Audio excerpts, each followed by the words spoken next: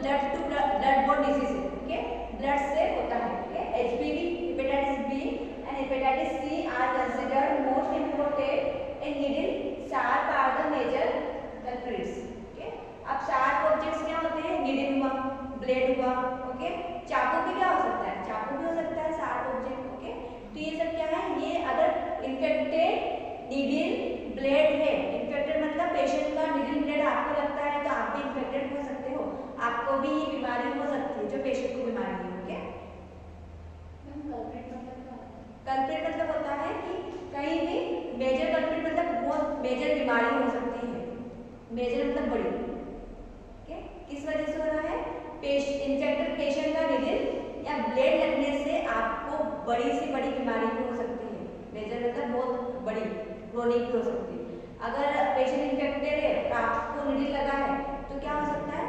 Negative भी आ सकती है रिपोर्ट या पॉजिटिव भी आ सकती है, दोनों भी हो सकता है। ये ऐसे कंपलसरी नहीं है कि पेशेंट को पॉजिटिव है तो आपको भी पॉजिटिव ही होगा, नेगेटिव भी कभी कभी आ सकती है रिपोर्ट, ओके। मेजर मतलब बड़ी, माइनर मतलब छोटी, ओके।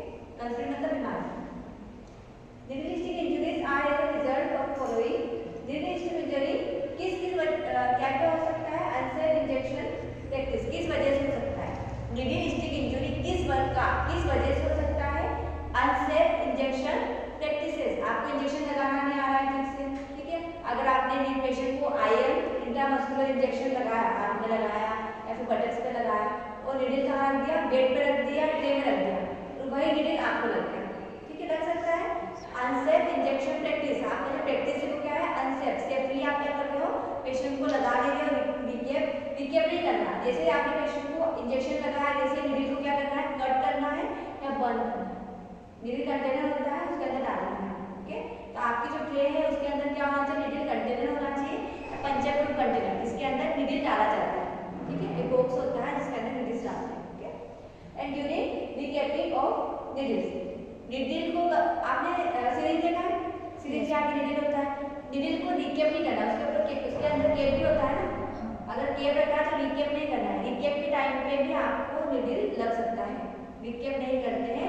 जो निडिल आपने यूज किया है उसको क्या करना है? जला देना है या फिर कट करके पंचर प्रूफ कंटेनर में डालना है, ठीक है। डायरेक्ट जैसे निडिल लगाया, इंजेक्शन लगाया, वैसे निकाल के अपने कहाँ डाला?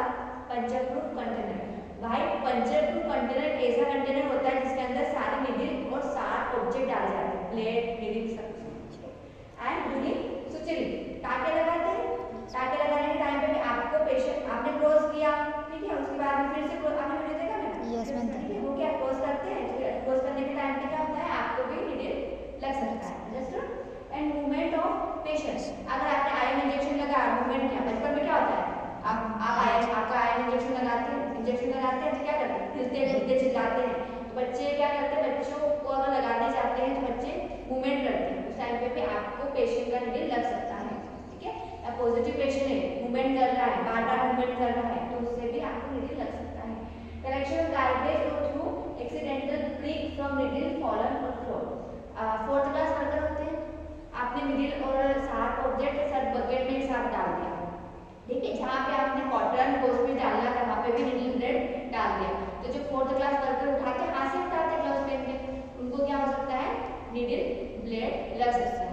अगर ग्लव्स भी पहना क्या होता है? ग्लव्स तो रबर का होता है, उससे भी निडिल आपको क्रॉस होकर लग सकता है, ठीक है। साथ बहुत बार लग जाता है स्टाफ को, ठीक है। टीटी का इंजेक्शन लगाते हैं और उनका भी ब्लड टेस्ट जांच के लिए जाता है कि उनको कहीं पॉजिटिव तो नहीं है, ठीक है, पॉजिटिव हो जाता है पेशेंट को इस तरीके से।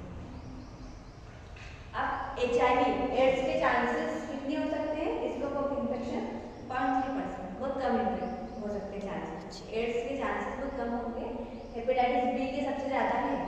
हेपेटाइटिस बी में क्या है? ब्लड बोर्न डिजीज है और इसके 30% इसमें है, ठीक है। स्कोप ऑफ इन्फेक्शन, अगर इस पे हेपेटाइटिस बी के पेशेंट का निडिल आपको लगा है तो क्या होगा? 30% चांसेस होंगे, हो सकता है, okay. And SC hepatitis C भी होता है। हेपेटाइटिस सी हम पढ़ेंगे क्या होता है, हेपेटाइटिस सी किस वजह से होता है, हेपेटाइटिस बी किस वजह से होता है, ओके। हेपेटाइटिस बी तो ब्लड ट्रांसफ्यूजन से होता है, sorry blood to blood contact होगा। हेपेटाइटिस सी ब्लड ट्रांसफ्यूजन से होता है। अगर पॉजिटिव पेशेंट का ब्लड लिया, डोनर क्या है? पॉजिटिव है, उसको HIV एड्स था, हेपेटाइटिस सी था ना,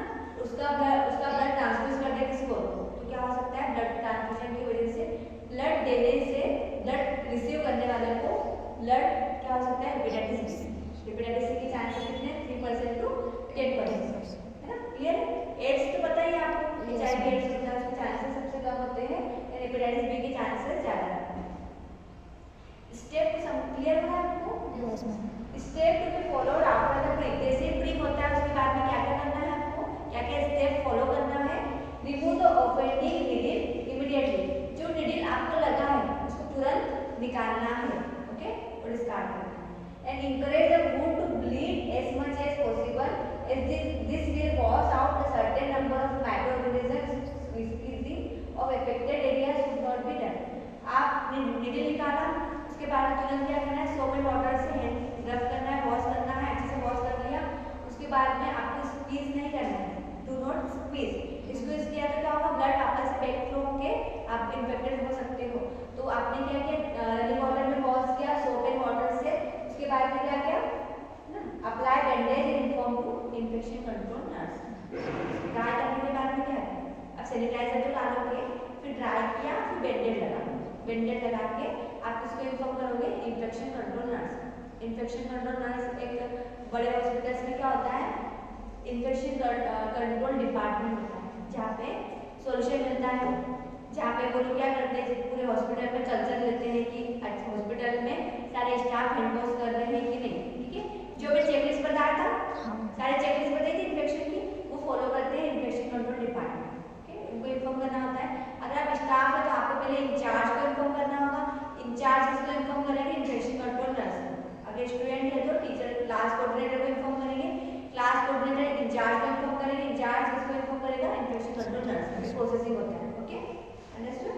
अगर यहाँ पे आपको हुआ तो मुझे इन्फॉर्म करोगे, यहाँ पे आपके क्लास कोऑर्डिनेटर को इन्फॉर्म करेंगे, फिर आप हमको क्या कहाँ भेजेंगे, गवर्नमेंट में टीटी इंजेक्शन लगाने के लिए। फिर आपका सैंपलिंग तो यहीं हो जाएगा, सैंपल लेके जा सकते हैं। स्पेशल केयर कार्ड्स क्लियर हो आपको, ये डिस्ट्रिक्ट इंजरी? Yes ma'am. ठीक है, एंड नेक्स्ट है special care cards. Special care card का मतलब होता है कि अगर कोई पेशेंट को ब्लड बोर्न डिसीज है, ब्लड बोर्न डिसीज मतलब HIV है, एड्स है, हेपेटाइटिस बी है, उसके लिए कौन सा कार्ड लगाया जाए, TB है, वाटर एयरबोर्न